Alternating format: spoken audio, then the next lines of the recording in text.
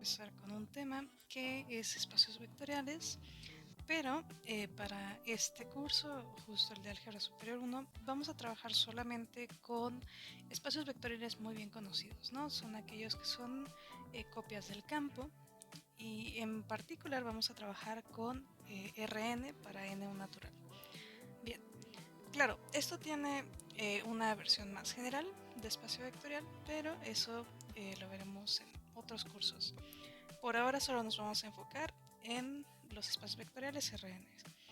Bien, entonces, primero, para hablar de espacio vectorial, pues necesitamos esta definición que aparece aquí.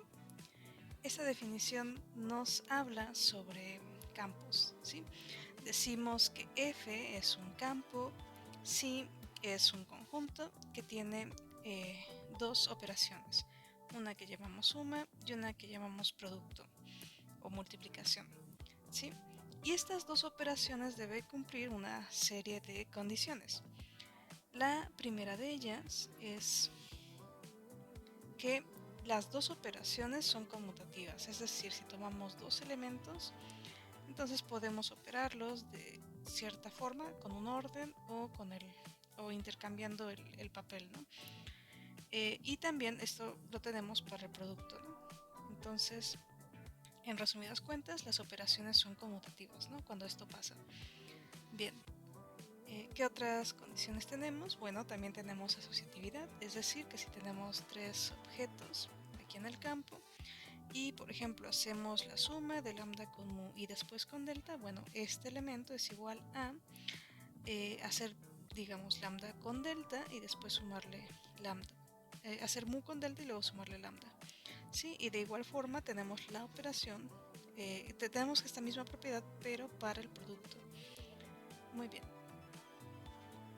¿Qué otra propiedad se pide también? Es que existen por ahí elementos distinguidos 0 y 1 en nuestro campo F, de manera tal que funcionan como neutros. ¿Y eso qué quiere decir? Por ejemplo, el 0 es el neutro con la suma. Es decir, que si tomo 0 y le sumo cualquier objeto en el campo, esto me deja el objeto en el campo, ¿no? O sea, me los deja todos iguales con la suma. Y de igual forma, si yo tengo el 1 al hacer el producto con cualquier objeto en el campo, obtengo el objeto en el campo. Es decir, el 1 bajo la operación me deja todos los demás elementos del campo fijos. Muy bien. ¿Qué otra cosa también se pide? Bueno, se pide por ahí una especie de inversos. ¿Y a qué se refiere con esto? Bueno, que si tú tienes, por ejemplo, un elemento en el campo, entonces para este elemento lambda del campo, pues va a existir un lambda prima. De manera que cuando tú sumes ellos, lambda y lambda prima, esto te dé el 0. El 0 era el neutro del inciso anterior, ¿no? Sí, y esto se vale para la suma, ¿no? Cualquier elemento del campo pues tiene alguien que al sumarlo me da el 0. Y para el producto tenemos algo muy similar, pero aquí tenemos una pequeña condición extra. Bien, vamos a tomar mu en el campo, pero vamos a pedir que no sea el 0, es decir, que no sea el 0 el neutro del inciso anterior. Entonces, para estos elementos que cumplen esto, para ellos sí va a existir un objeto también en el campo, de manera que ahora, al operar con el producto, nos dé el 1 que era el neutro del inciso anterior, pero para el producto, ¿no? Entonces casi tenemos lo mismo, salvo que para el producto pues solo podemos considerar elementos que no sean 0. Muy bien. Y bueno, por último, ¿qué le vamos a pedir? Pues le vamos a pedir que si tú, por ejemplo, sumas y después haces el producto, entonces el producto distribuye la suma. Es decir, como que el producto, este elemento, pues entra en la suma, ¿sí? Aquí operas cada uno con el producto y después sumas. Bien, entonces ejemplos de campos pues tenemos varios. Por ejemplo, de acuerdo a estas propiedades pues podríamos considerar a los reales, podríamos considerar a los racionales, podríamos considerar a los complejos, ¿no? Un ejemplo de algo que no sea un campo sería, por ejemplo, los enteros, ¿no? Los enteros justo falla, por ejemplo, esta condición de los inversos, ¿no? Por ejemplo, podemos tener elementos no cero, y no le vamos a poder encontrar otro elemento en los enteros de manera que me dé el 1.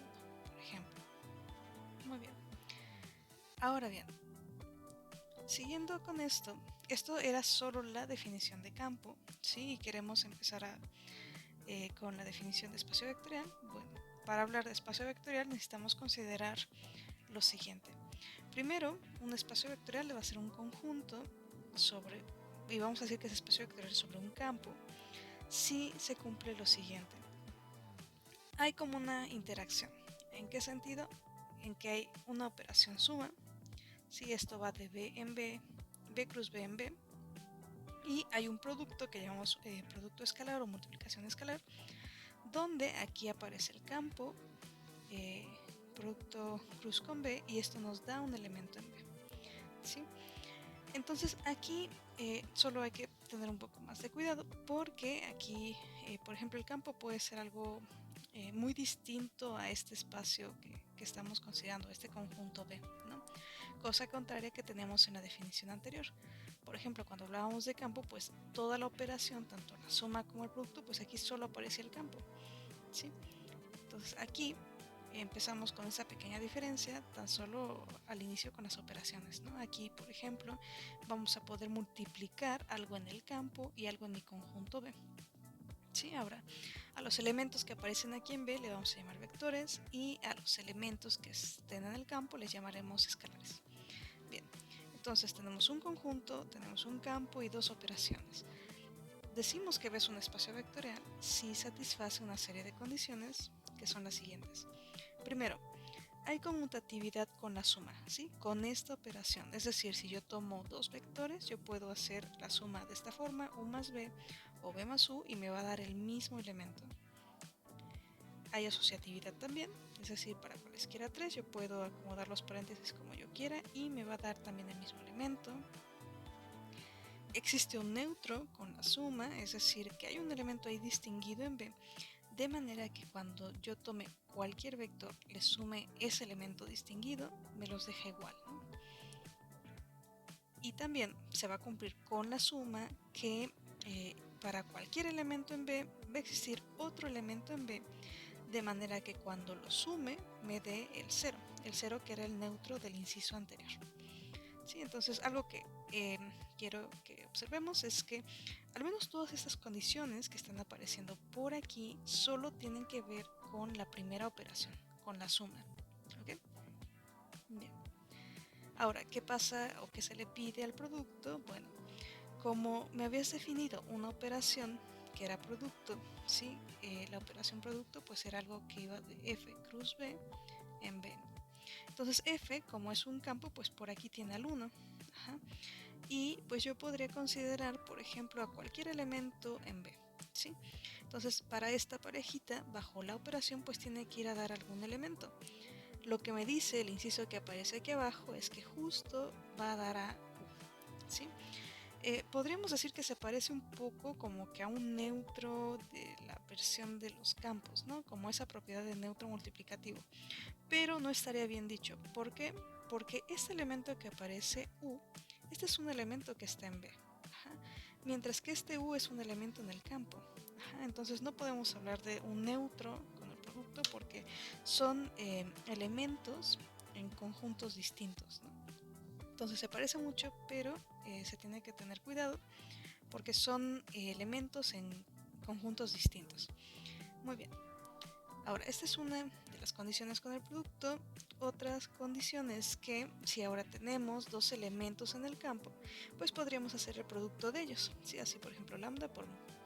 Y si tomamos un elemento en B, en nuestro conjunto B, entonces podríamos hacer lambda por mu, este como elemento en el campo, y después multiplicarlo por este elemento en B, ¿sí? Entonces, este inciso nos dice, bueno, si haces esto, es igual a que hagas primero esto. A U, multiplícalo por mu. Esto se puede porque este es un elemento en el campo, este es un elemento en B, entonces todo este te va a dar un elemento en B. Ahora, ya que tienes un elemento en B, si tú tomas lambda o otro escalar, pues puedes hacer el producto también, ¿sí? Entonces puedes hacer lambda por este elemento en B, ¿sí? Ahora, por ejemplo, este puntito gordo, pues es una operación, sí, pero esta es una operación en el campo. Y estos puntitos que aparecen aquí, pues es la operación que tiene de multiplicación escalar B. Entonces, aun cuando pareciera ser como una especie de asociatividad con el producto, no podemos hablar de asociatividad del producto porque justo son operaciones en lugares distintos, ¿sí? Bien, ¿qué más nos pide? ¿Qué más le vamos a pedir? Bueno, le vamos a pedir también que existe una especie de distributividad, pero en este sentido.